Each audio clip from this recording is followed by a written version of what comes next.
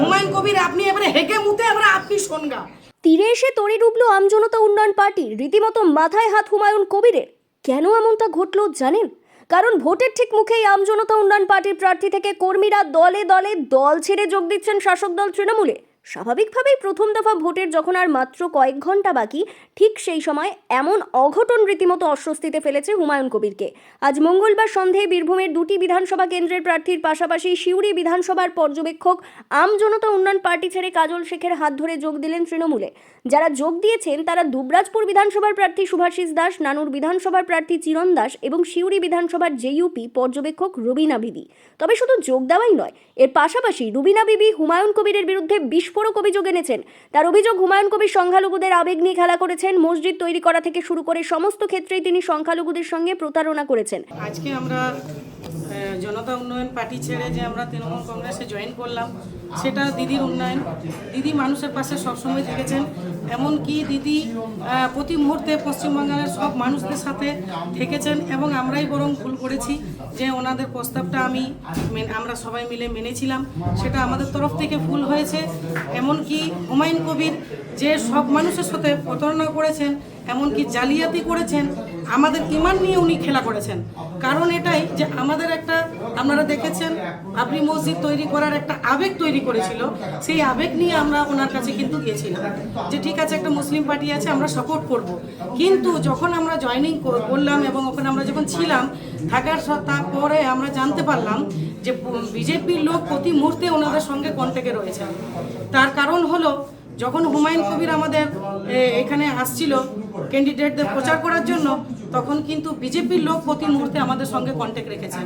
এমনকি আমাদেরকে বলেছে, ম্যাডাম আপনি এখান থেকে লোক আনুন, এখান থেকে লোক ব্যবস্থা করে দেন, আপনাকে টাকা পয়সা সব দেওয়া হবে।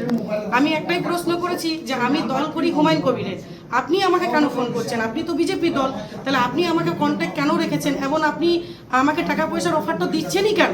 বলছে ম্যাডাম আমাদের ওনাদের সঙ্গে যোগাযোগ রয়েছেন, এমনকি আমাদের কোনো অসুবিধা হবে না, আপনি ওদের সঙ্গে কথা বলুন, আপনার যত টাকা পয়সা খরচা লাগবে আমি ওনাকে দেবো। আমি একটাই কথা বলছি দাদা আপনাদের চ্যানেলের মাধ্যমে, আমরা মুসলিম মহিলা, আমাদের ইমান অত কমজোর নয় যে আমাদেরকে টাকা দিয়ে কেউ কিনতে পারবে।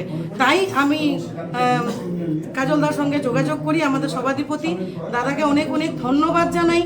দাদা আমাদেরকে সঠিক রাস্তা দেখিয়েছে। এমনকি দাদাকে যখন আমাদের এই ঘটনার কথা বলি, দাদা আমাদেরকে প্রচুর সম্মান করেছে।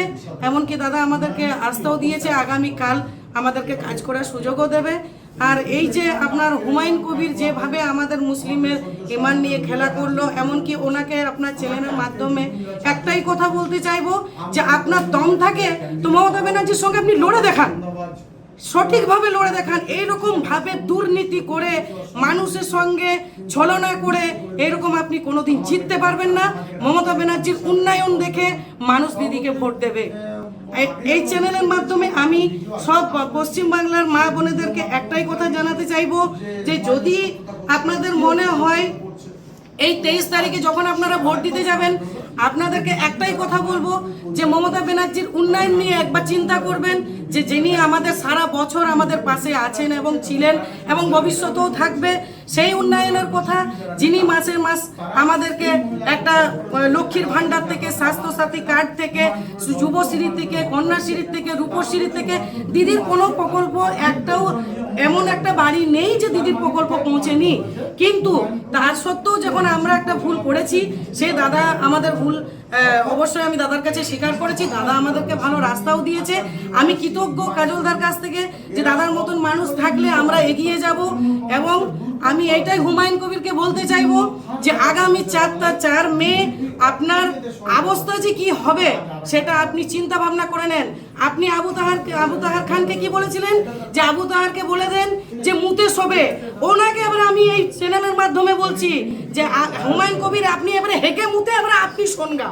আপনার এবারে এই যে ছল কপটের রাজনীতি সবটাই খুলে গেছে, মানুষের কাছে আর আপনার কোনো সম্মান যোগ্যতা নেই। আর আমি মুসলিম ভাই বোনদেরকে বিশেষ করে বলতে চাইবো যে ক্যান্ডিডেটগুলোর সঙ্গে প্রতারণা করা হয়েছে, গরিব মানুষ তারা কান্নাকাটি করছে, এমনকি তারা রাস্তায় নেমে পড়েছে, এমন অবস্থা যিনি করে দিয়েছেন, এটা কিন্তু আমাদের সংস্কৃতি বলে না যে কাউরির সঙ্গে আপনি ছলনা করুন। আর এটাই আমি বলতে চাইছি যে হুমায়ুন কবির, আপনার যখন লোকারের চাবি বিজেপির কাছ থেকে গেছিল, তাহলে আপনি ওই আপনি ক্যান্ডিডেটদেরকে কেন আপনি রাস্তায় নামালেন? আপনার লোকারে যে ব্যাংক ব্যালেন্স টাকার আছে, সেই লোকারের চাবি কিন্তু আপনার নরেন্দ্র মোদীর কাছে আছে, সেই লোকারের চাবি কিন্তু আপনার অমিত শাহের কাছে আছে।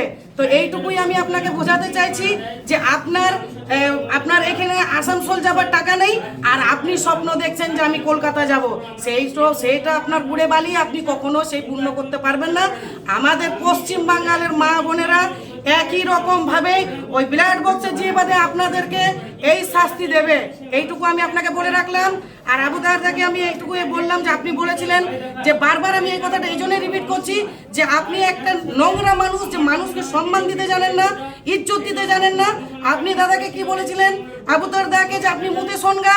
আপনাকে আমি বলছি যে আপনি এবারে হেগে মুতে বাড়িতে শোনগা, আপনার আর কোনো রাস্তা নাই, আর আপনার আর কোনো জায়গা নেই। হুমায়ুনের দলের 2 প্রার্থী সহ এক কর্মীকে নিজের দলে টেনে কাজল শেখ জানিয়েছেন 1 কোটি টাকা দেওয়ার প্রতিশ্রুতি দিয়ে দুজনকেই প্রার্থী করা হয়েছিল। তবে বলা হয়েছিল নিজেদের পকেট থেকে প্রথমে খরচ করার জন্য। এখন তারা মা বোনেদের গয়না বিক্রি করে 8-9 লক্ষ টাকা খরচ করে দিয়েছেন, কিন্তু যখন কোনো টাকা পাওয়ার মতো পরিস্থিতি দেখছেন না, তখন তারা আমার সঙ্গে যোগাযোগ করেন। আমরা গরিবের দল, টাকা দিতে পারবো না জানালেও পাশে থাকাও যথাযথ সম্মান দেওয়ার প্রতিশ্রুতি দিয়েছি। আর এরপরেই তারা তৃণমূলে যোগ দেন। নানুরের বাসিন্দা চিরণ দাস, সে কর্মসূত্রে মুর্শিদাবাদ গিয়েছিল। ওখানে আমজনতা উন্নয়ন পার্টি যারা লিডার, তারা ওকে ডাকে এবং তাকে বললে যে তোমাকে 1 কোটি টাকা দেওয়া হবে, তুমি আমাদের আমজনতা উন্নয়ন পার্টির ক্যান্ডিডেট হয়ে যাও। সেই মর্মে সে আমজনতা উন্নয়ন পার্টির ক্যান্ডিডেট হয়েছে লালসে পড়ে। এবং সুভাষিস দাস, প্রাইভেট টিউটর, শিউরি বাড়ি, তাকে দুবরাজপুরে ক্যান্ডিডেট করা হয়। সেও দুবরাজপুরে তাকেও বলা হয়েছিল 1 কোটি টাকা দেওয়া হবে, কিন্তু ওদেরকে বলা যে এখন তোমরা আপাতত খরচা করো। ওরা ওদের মায়ের, স্ত্রীর যেসব গহনাপাতি শুরু করে ওদের যেসব সম্পত্তি ছিল, সেগুলো সব বন্ধক দিয়ে সুদের উপর টাকা নিয়ে 8 থেকে 9 লক্ষ টাকা খরচা করে ফেলেছে। কিন্তু বারবার টাইম দিয়েছে, সময় দিয়েছে, ওদের কিন্তু টাকা দেওয়া হয়নি, ওরা এখনও বড় টাকা দেয়নি। তারপরে ওরা বিভিন্ন মারফত আমার সঙ্গে যোগাযোগ করে ওদেরকে আমি একথাই বলি, দেখো আমাদের কাছে টাকা নেই, আমাদের গরিবের দল, কিন্তু মমতা বন্দ্যোপাধ্যায় যদি উন্নয়ন যোগে সামিল হতে চাও, যদি তোমরা ভাবো যে আমরা মানুষের পাশে থাকবো, মানুষ হয়ে কাজ করব, তাহলে তোমরা এসো, আমি তোমাদেরকে দলে যোগদান করাবো। রাজ্য নেতৃত্বের পরামর্শ নিয়ে, রাজ্য নেতৃত্বের পরামর্শ নিয়েছি, রাজ্য নেতৃত্ব যোগদান করানোর জন্য বলেছে এবং ওদেরকে যোগ্য সম্মান দেওয়া হবে। ওরা মানুষের সুখ দুঃখ আপদ বিপদে মানুষ পাশে থাকতে পারবে।